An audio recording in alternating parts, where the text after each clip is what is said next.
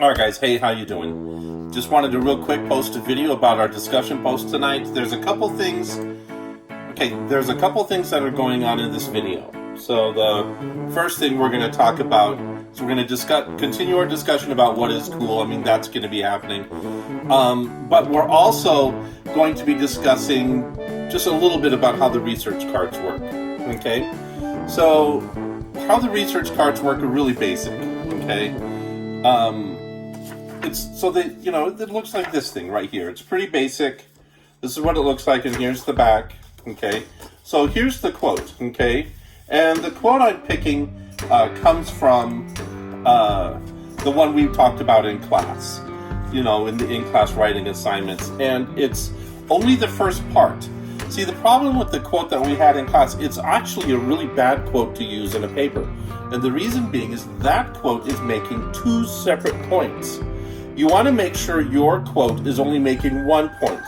And so I took that quote and I cut it in half. And I'm only using the first half of it, okay?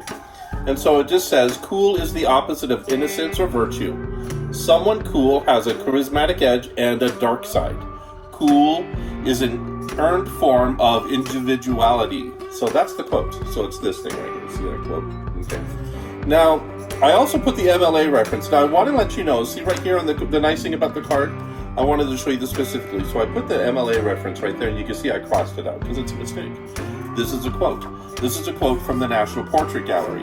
And so right here, I put, right there, the MLA reference, how it would be quoted in DOS, 102. That's the page and everything. Then right here on this side, where you're looking at that, this right here, these are the different keywords. So we have cool, what's the next one? Oh yeah, charisma, cool charisma, and individuality, okay? Now the two interesting ones for me anyways is cool and individuality. So when I write this paper, I would write about individuality rather than, charisma.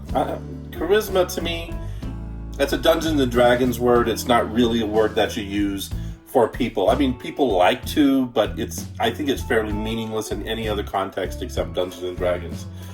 But it is, because it's not something you could measure really. Oh, and then on this edge, so we got right here's the quote, and then here's the keywords on this side. And then on the other side over here, we have the article that it comes from right there. Oh, and then the location, okay? Counter argument. The reason I'm putting this quote right here is I actually disagree with the National Portrait Gallery. I disagree with their definition of cool. So I'm going to use their definition of cool in my counter argument. Okay, I'm going to define cool a little differently than they are. And so, that's how I do it. And then on the back, of course, we've got the context, of the statement. So I have two sentences that I'm using for my context portion. And then right here, I have one sentence of analysis explaining what it means. So the context I have is, DOS, like every practical writer, works with clear terminology. To jump off, DOS quotes the National Portrait Gallery to begin her discussion about coolness. And that's just the context. And then DOS quotes the National Portrait Gallery or whatever.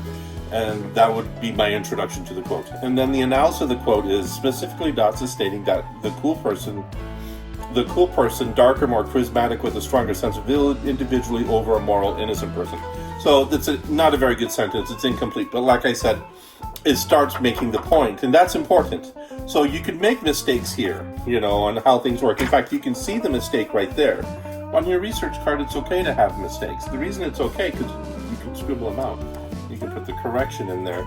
And then later on when you're drafting this, you have time to perfect it. It's basically another form of rough draft.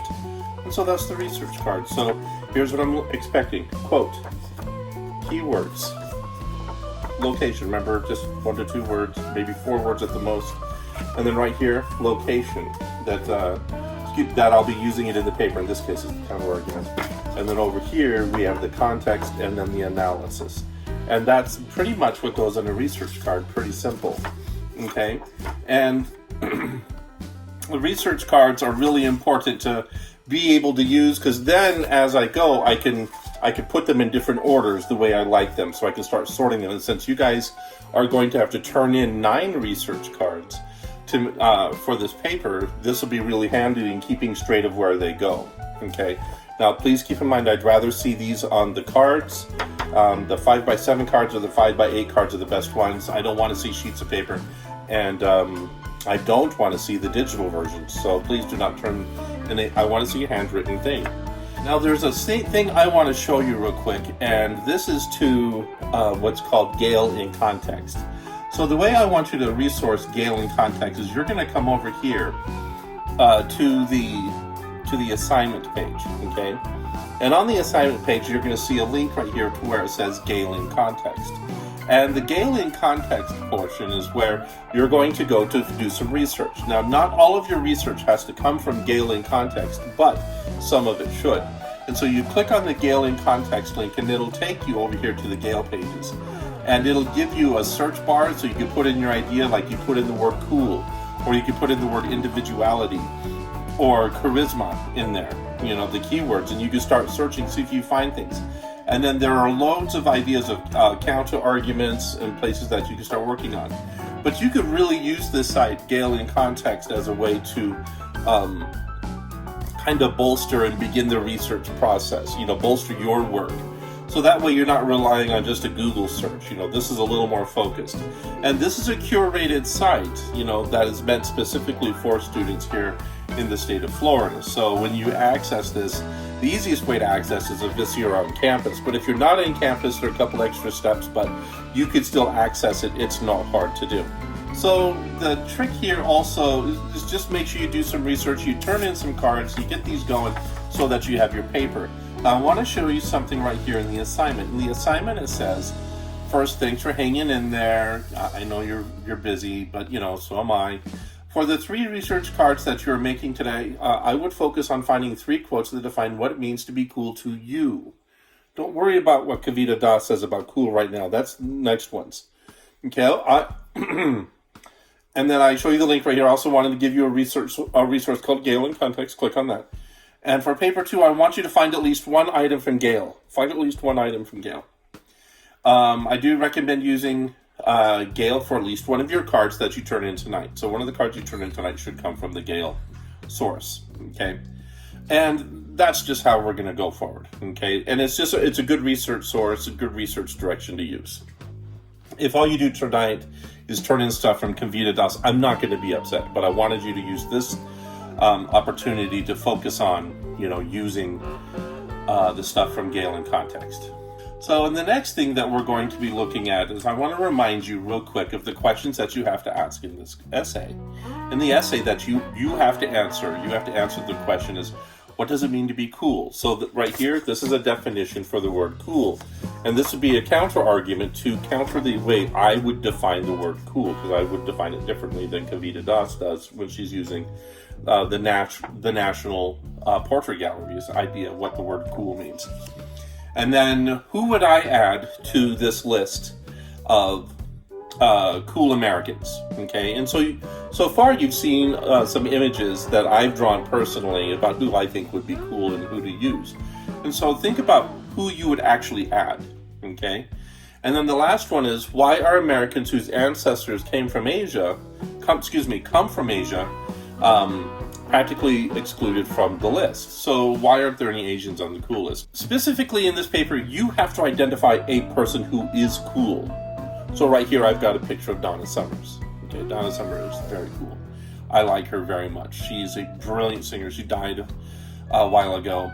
One of my favorite songs is this right here where it says, I Feel Love. It's such a beautiful song. So you need to find someone who is cool, but not according to this definition of cool.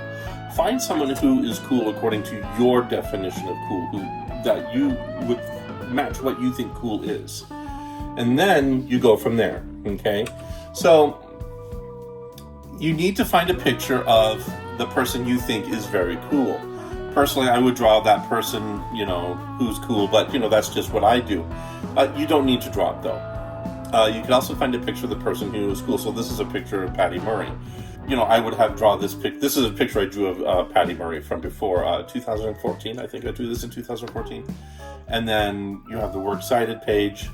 And then in the works cited page, you need to make sure and gather this information. You need to make sure you have the name of the photographer, the title of the photograph, because it's often different than what you think. So like, I titled this just Patty Murray, but the photographer might have something else in place. Patty Murray appearing in the U.S. Senate, June of 2014, just depending on what they have. Then you need to, where you found the picture, to include, make sure you include the URL and the website name. So you'll need the two things. So the URL, the link above, and then you also need the name of the website. So like CNN, and then the web URL. So it's two different pieces of information. And then you need the date the picture was published and the date you accessed the picture, because those are two different things. The date you access the picture is actually the most important for what we're doing, because since you have the URL up, in your works cited page, then you need to have the date you access that website, because that's going to be the one that's the most recent according to what you're doing.